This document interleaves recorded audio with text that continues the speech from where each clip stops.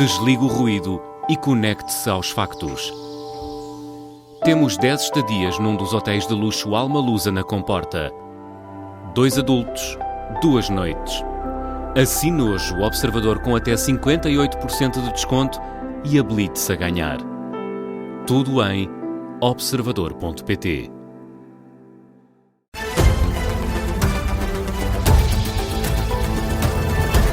Jornal das 6, na Rádio Observador, com a jornalista Vanessa Cruz. As camas prometidas pelo Primeiro-Ministro em janeiro para acudir aos chamados internamentos sociais devem começar a ser utilizadas só no início do próximo mês. A estimativa é do Presidente da União das Misericórdias. Com um atraso de 5 meses, portanto. Em janeiro, o Primeiro-Ministro tinha prometido 400 camas para ajudar nesses casos, numa altura em que se vivia um pico de afluência em internamentos nos hospitais. O Expresso avançou hoje que nenhuma das camas sociais foi até agora desbloqueada. Manuel Lemos, Presidente da União das Misericórdias, relativiza, diz que o acordo com o Governo é difícil de pôr em prática, mas que nos próximos dias essas camas vão ficar disponíveis. Eu julgo que nos próximos dias as pessoas vão começar a chegar às misericórdias. Aliás, nunca deixaram de chegar às misericórdias, porque nós já tínhamos um acordo anterior que nunca foi revogado. Aliás, a portaria é apenas uma alteração da portaria existente. Portanto, digamos, o que estava em vigor, manteve-se em vigor, há pessoas que continuam a chegar às misericórdias. Eu julgo que no princípio de maio começam a chegar as pessoas ao abrigo deste acordo. Manuel de Lemos, no explicador da Tarde Política, o Presidente da União das Misericórdias revela ainda que há um sério problema com os idosos que estão nesta altura neste regime de internamento social. É válido por 6 meses. No final desse período, o Estado não tem outra solução que não seja renovar o internamento. Nós temos uma rede de lares que, infelizmente, é deficiente. Mas ao fim destes 6 meses, o que é que acontece? Normalmente o que acontece, o Estado renova por mais 6 meses. Não tem outra solução. Nós sabemos dos esforços que, nomeadamente, o Ministério da Solidariedade está a fazer para acelerar o processo do apoio domiciliário, embora muitas vezes aqui se diga, e esse também é um trabalho que os hospitais têm que fazer, é de perceberem bem se a pessoa tem ou não tem retaguarda familiar. As explicações do Presidente da União das Misericórdias, Manuel Lemos, diz que a rede de lares em Portugal é insuficiente e que criar um modelo de lares públicos demoraria 20 anos. E do tema do envelhecimento passamos para outro, que está também ligado a este, o da fertilidade e da inversão da pirâmide etária em Portugal, com consequências que não são positivas para ninguém, nem para o país. O Programa Nacional Reprodutivo vai ser lançado ainda este ano, Vanessa? Sim, é uma garantia deixada pela Diretora-Geral da Saúde, tema que esteve em foco numa conferência no Centro Cultural do Belém, em Lisboa. Juntou a Direção-Geral da Saúde, os serviços partilhados do Ministério da Saúde e também o movimento Mais Fertilidade. Rita Machado, Diretora da Geral da Saúde, explica que entre as medidas previstas está o alargamento do âmbito das consultas de planeamento familiar. Percebemos que a tal consulta do planeamento familiar é uma consulta que muitas vezes as pessoas não têm a procura, se calhar, desejada. Portanto, uma das ideias é ampliarmos aquilo que é o espectro da consulta e, portanto, permitir que as pessoas possam discutir sobre planeamento familiar, sobre infecções sexualmente transmissíveis, sobre questões de fertilidade em consulta em sede própria e naquilo que é a nossa, diria eu, a parte basal de todo o sistema de saúde, que são os cuidados de saúde primários e as equipas de família. A Diretora-Geral da Saúde explicou também que ainda não há uma data concreta para a entrada em vigor deste Programa Nacional Reprodutivo, mas aponta para o segundo semestre deste ano. Este anúncio acontece depois de conhecidos os dados da Pordata que apontam para uma subida da natalidade. Sim, ainda assim, o Presidente da Sociedade Portuguesa de Medicina Reprodutiva, Luís Vicente, explica que ainda estamos longe do que seria necessário para o país. No fundo, há um declínio da natalidade em toda a Europa e em Portugal nós não estamos muito bem posicionados porque estamos com um valor do número de filhos médio por mulher na sociedade reprodutiva que não é aquele número que vai permitir repor a sociedade. e isso vai-nos desencadear problemas em termos de mercado de trabalho, mas também, por exemplo, em termos de sustentabilidade da segurança social.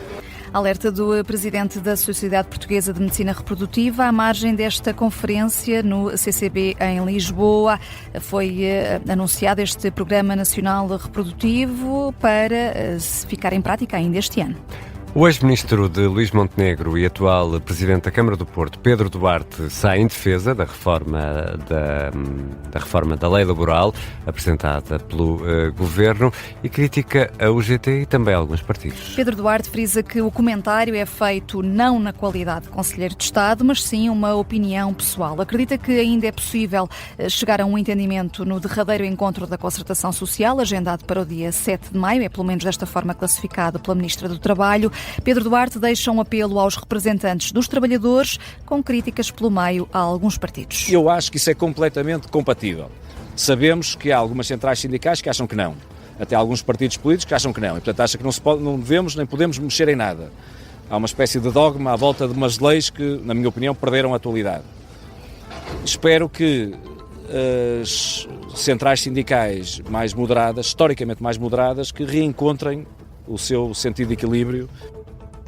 É o pedido feito por Pedro Duarte, que esteve no Bonfim esta tarde a visitar as obras da Ilha da Lomba, mas respondeu à Rádio Observador sobre o pacote laboral. A Ministra do Trabalho avisava ontem que a reunião do dia 7 de maio com os parceiros sociais é um último esforço e o Primeiro-Ministro pediu à UGT que reflita sem paixões partidárias.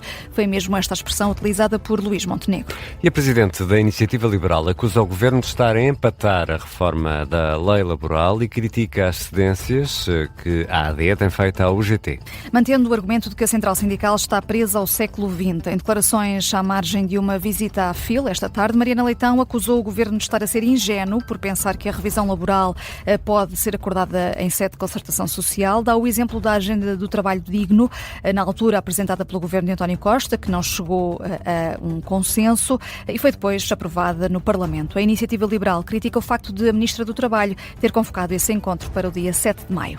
Há mais um passo dado para cumprir uma promessa eleitoral de António José Seguro. Foi nomeado coordenador do Pacto para a Saúde e não é propriamente uma surpresa. É um antigo ministro da pasta que esteve com Seguro na candidatura.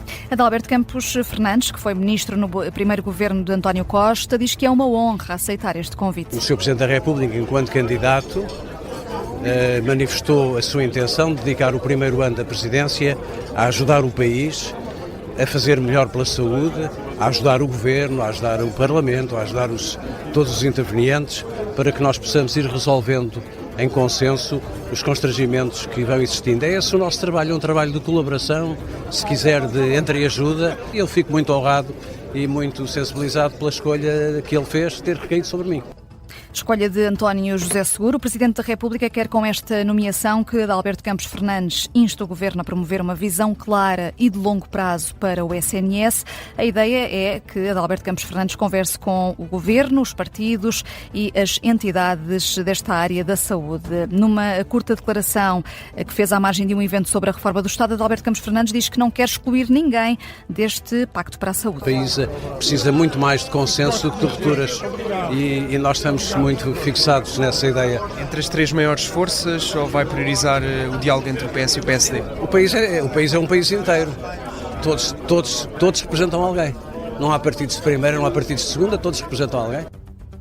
O antigo Ministro da Saúde, Adalberto Campos Fernandes, dita ainda um dos objetivos principais deste Pacto para a Saúde, eliminar o desperdício no SNS. Esta tarde fica marcada também pela cerimónia de posse dos representantes da República na Madeira e nos Açores, que foi esta tarde no Palácio de Belém.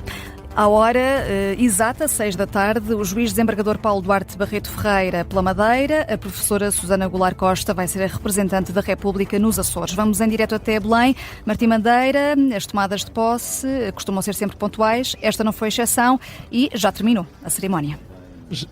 Já terminou a tomada de posse dos representantes da República para a Madeira e para os Açores, onde esteve a discursar o Presidente da República, António José Seguro, também com a presença do Presidente da Assembleia da República, José Aguiar Branco, e também a presença do Ministro da Adjunto e da Reforma do Estado, Gonçalo Saiva Matias. No discurso, António José Seguro congratulou o ex-juiz desembargador Paulo Barreto e também Susana Goulart Costa, que é atualmente diretora do Departamento de História, Filosofia e Artes da Universidade dos Açores e diretora adjunta também do CHAM nos Açores, e em principal também referiu e congratulou Susana Goulart Costa por ser pela primeira vez uma mulher a desempenhar este cargo de representante da República para a Madeira, para os Açores, e então nessa nota o Presidente da República fez uma maior ênfase nesse feito de ser a primeira mulher a ser a representante da República para os Açores. Uma cerimónia que já acabou, uma tomada de posse que terminou, e agora os representantes da Madeira e dos Açores, Paulo Barreto e Susana Goulart Costa, a cumprimentar todos os presentes e a serem congratulados pela tomada de posse. Martinha Madeira a pontuar esta tomada de posse dos representantes da República na Madeira e nos Açores. Entretanto, foi superado um impasse. A Comissão Parlamentar de Transparência aprovou hoje os nomes do Chega, apresentados pelo Chega, para o Conselho de Opinião da RTP. Notícia dos últimos minutos, Ricardo Conceição, só o LIVRE votou contra. Há um parecer em que se conclui que não há incompatibilidades nas candidaturas de 3 deputados do Chega para o Conselho de Opinião da RTP. Esta foi uma das eleições para os órgãos externos à Assembleia da República, uma das eleições que foi adiada. A outra é dos nomes para o Tribunal Constitucional. Assim, os deputados Patrícia Carvalho, Jorge Galvez e Bernardo Peçanha vão integrar o Conselho de Opinião da RTP. E entre as informações que procuramos numa sexta-feira à tarde, uma delas é como vai estar o tempo no fim de semana, outra é como vai estar a gasolina e o gasóleo na segunda-feira. Um sobe, outro desce, Ricardo. O gasóleo fica 4 cêntimos mais barato, a gasolina aumenta de preço, 2,5 cêntimos por litro. É a previsão da ANAREC, que representa os revendedores de combustíveis. Esta atualização já tem em conta o valor do IVA. De resto, tem sido tema esta semana o problema da falta de combustível para os aviões na Europa. A Ministra do Ambiente e Energia esteve hoje no Parlamento e diz que há reservas em Portugal até agosto. E há desenvolvimentos que nos chegam das frentes de batalha da guerra no Irão. O vice-presidente norte-americano, J.D. Vance, está fora das negociações com o Irão. Sim, não vai estar amanhã em Islamabad, a capital do Paquistão. Do lado dos Estados Unidos vão o enviado especial para o Médio Oriente, Steve Witkoff, e o genro de Donald Trump, Jared Kushner. O ministro dos Negócios Estrangeiros iraniano confirma que vai chegar ainda esta noite a Islamabad, no Paquistão, e deixa ainda um outro anúncio. Vai depois a Moscovo, a capital da Rússia. Na rede social X, o líder da diplomacia iraniana referiu que o périplo é para se coordenar com os parceiros em assuntos bilaterais que interessam ao Irão. Negociações este fim de semana para mais uma tentativa no sentido de ser alcançado um acordo de paz. E há outras notícias a marcar a tarde desta sexta-feira, 24 de abril. É quase o dobro. O Governo decidiu reforçar as garantias do Estado aos bancos para a concessão de crédito à habitação a jovens até aos 35 anos. O valor até aqui em vigor era de 1.200 milhões de euros, passa para 2.300. O Banco de Portugal tem alertado para a subida do risco de incumprimento. A reboque desta medida disparou de 3% em 2024 para 21% o ano passado. 6 jogos de suspensão é o castigo aplicado ao jogador do Benfica, Gianluca Prestiani, na sequência do episódio que envolveu também o jogador brasileiro Vinícius Júnior no jogo dos oitavos de final da Liga dos Campeões.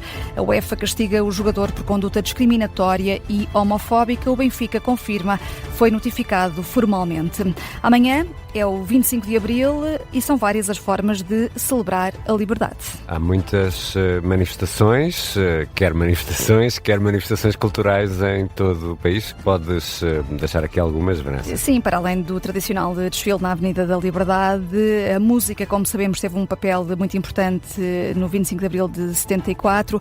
Sérgio Godinho amanhã vai subir ao palco do Auditório Municipal Rui de Carvalho em Oeiras, às 9h30 da noite. Meia hora antes, às 9h, no Largo do Intendente, as vozes de Arroios cantam Com as Minhas Tamanquinhas, de Zeca Afonso.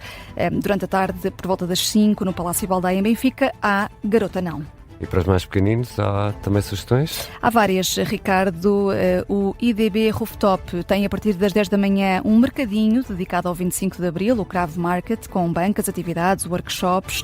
Também no Parque Eduardo VII, à mesma hora, às 10 da manhã, uma oficina de cartazes da Amnistia Internacional, e a livraria barata, na Avenida de Roma, às 11h30, tem Ana Markel a ler o livro Avó, onde estavas no 25 de Abril. Há iniciativas para todos os gostos e certamente em todos os concelhos. É procurar. A Vanessa Cruz vai regressar às 6h30.